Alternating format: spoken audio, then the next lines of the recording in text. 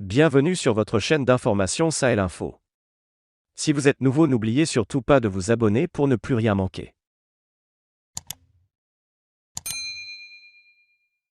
Depuis 2007, Ramzan Kadyrov, le dirigeant de la République tchétchène, gouverne la région à majorité musulmane d'une main de fer.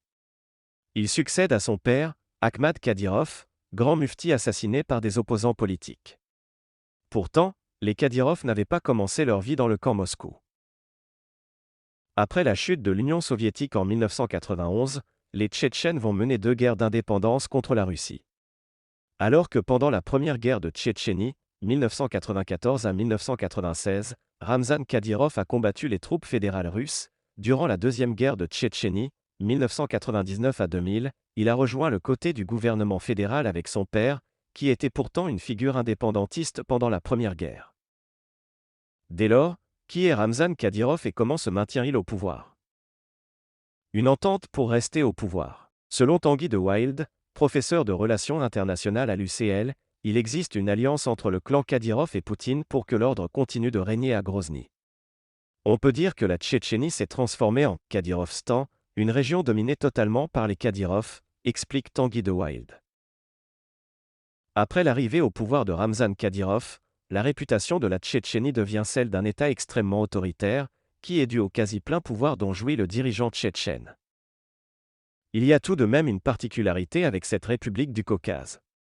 Le pouvoir est allié à Poutine tout en étant musulman mais non djihadiste.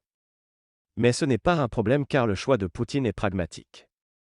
Son but principal était de mettre fin à la guerre en mettant un local à la tête de la région.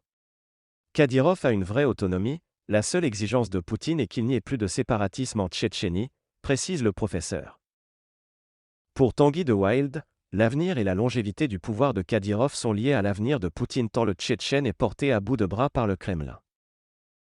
Un communicant hors pair. Kadyrov utilise depuis longtemps les réseaux sociaux pour promouvoir sa personne et son gouvernement, ainsi que pour tenter de combattre ses opposants.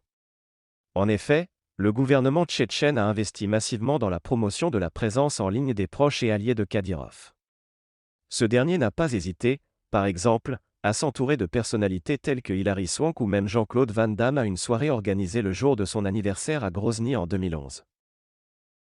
Ses comptes Facebook et Instagram sont suspendus depuis le 23 décembre 2017.